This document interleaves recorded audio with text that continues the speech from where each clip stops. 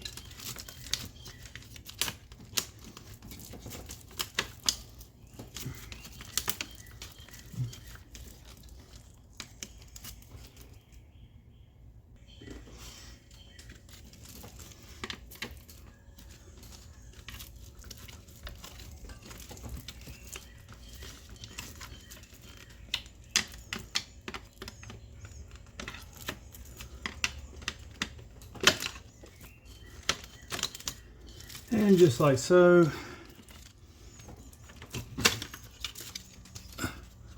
That'll come out, set it to the side. Kind of move everything out of the way.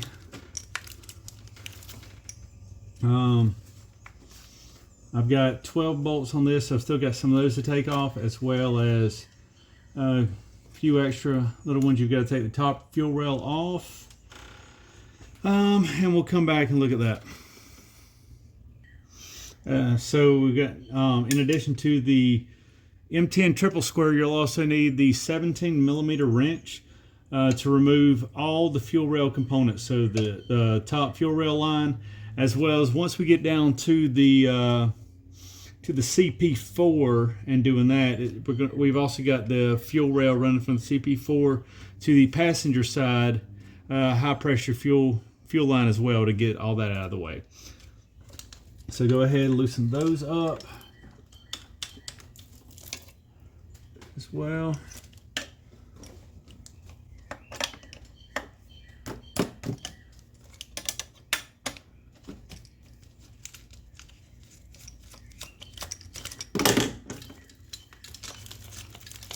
And we'll get that out of the way. So I set that to the side. Let me get in here. Let me finish taking off the 12 screws like so, with the T30 bit for the top manifold cover, and we'll go from there. Okay, we're back. I've got to figure out how to edit all this stuff together. So I've got the screws out. We're going to go in there, try to loosen it up. That M10 triple square screw we took out, we're going to slide that bracket over. Also remember, your little magnet, your friend, with getting all those screws in and out. This is going to really help right there. So 2014 Audi A6. This is the CPNB Charlie Papa November Bravo engine code, for those of y'all who may want to know that. So let's go in here and see what we got.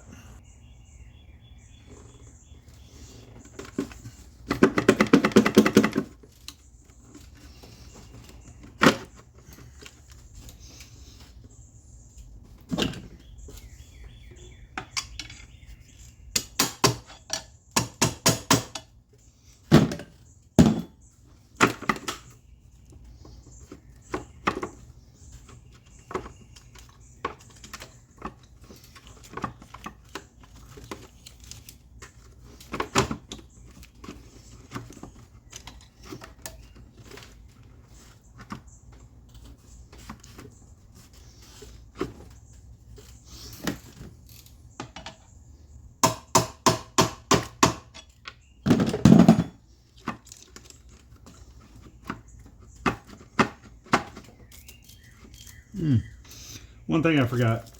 So before we take this off, we also need to remove with a very small screwdriver this piece right here to the this piece of coolant line, because I've broken it once already. Don't want to do it again, so let me do that. A couple snags I forgot. So I'm also removing this piece off the driver's side fuel rail, just to get it out of the way, give myself a little bit more clearance, because it was getting hung up on that after moving it forward. And just like that, now it'll give way. So voila, we now have all that over, inspect it for anything amiss. Looks okay to me. And the reason I'm going back and doing all this is, after I put the Whitbread kit on, I was getting a P0088 code on there, and I knew that wasn't right. So I was like, well, let me get in there and see what's wrong. So I'm doing that, and realized I had a valve or a O-ring missing. So I got in there, put the O-ring on, and now I'm not getting it as often, but I am getting it intermittently. So I was like, you know what, best thing is just get in there and go ahead and fix the issue once and for all. So I used the 27mm to get off that piece a second ago. And if I can find what I did with my 17mm wrench. Here it is. I'm going to take off this fuel rail connecting the CP4 to the actual passenger side high pressure fuel rail there. So I'm also going to show you, so over here, when you're actually doing the work to put the metering valve bypass kit on, you'll have these lines. So let me show you that now.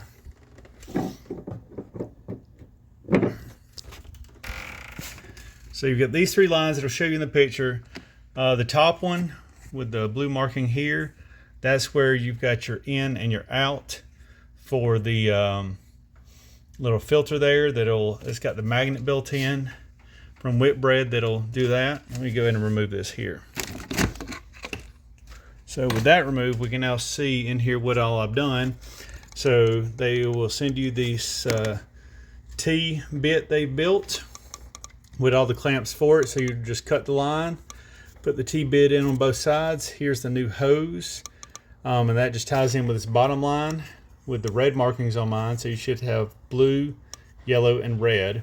So the top line will have your filter with the magnet. That way, in case it does have a disaster, throws all those shards, that should catch anything in there. As well as this is the bypass line that I've routed mine to go in, down, and on down to the actual metering valve, in between the metering valve and the CP4. So now what we're going to do is we're going to take off this fuel line just to give us a little bit more room as we're working in there.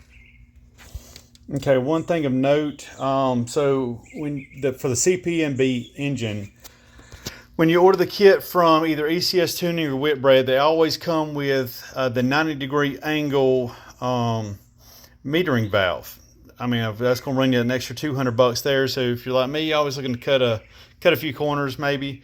It will work with the straight metering valve, and I'm going to show you why. So what I did is I actually sent my metering valve back to ECS, since that who the valve comes from, and just left my factory one on there. Now what I'm going to replace it with is I've got a Darkside Development upgraded metering valve, supposed to give you a little bit extra flow through there, maybe a little bit extra horsepower, we'll see. As you can see from there, it still has the straight instead of the 90-degree on there. It's a clearance issue thing, and that's what Matt Whitbread's going to tell you. So if you will look in here, you'll see why. So there's the top of your manifold here. There's where it connects. So you see it's actually sticking, and it gets in the way a little bit. But as you can see from a minute ago, I had this all connected. It will work with the straight one. It's just a really tight fit. So keep that in mind. And I'm going to get in there. I'm going to take that off. It's got T27 screws that are holding it down in there. So I'm going to remove those and come back to you.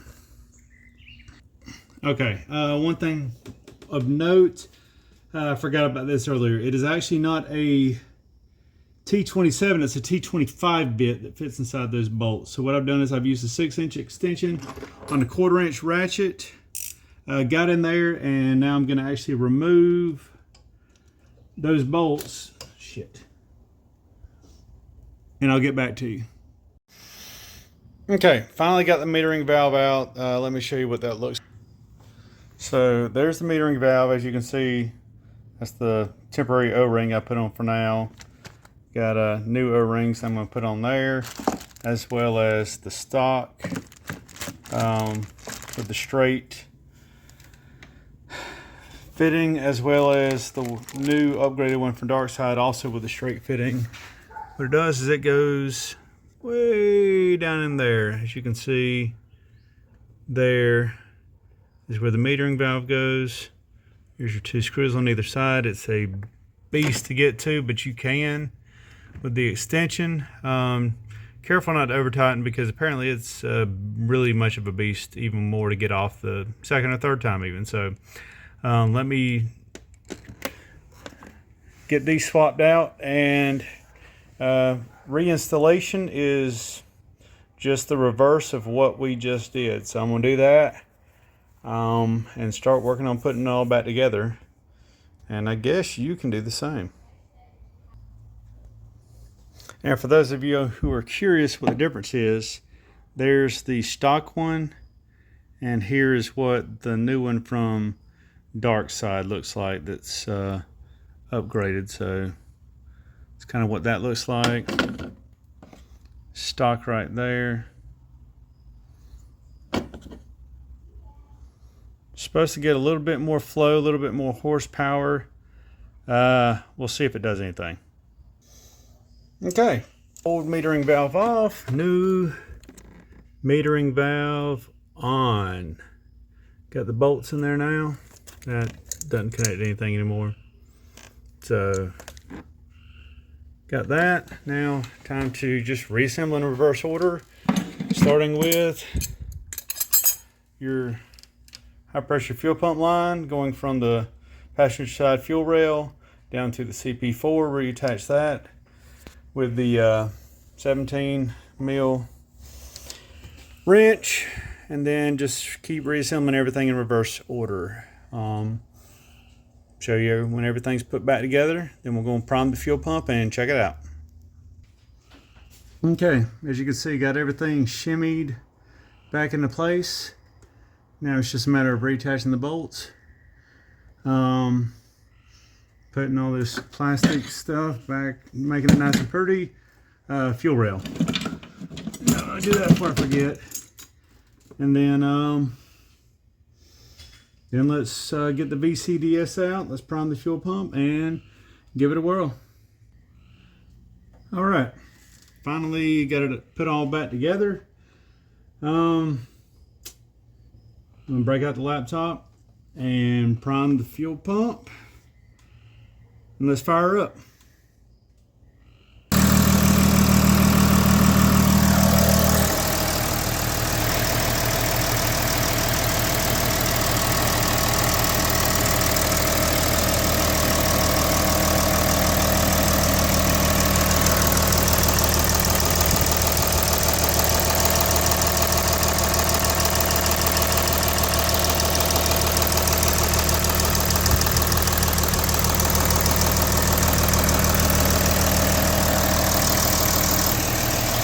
Well, fuel pump's primed. It seems to be running okay for now.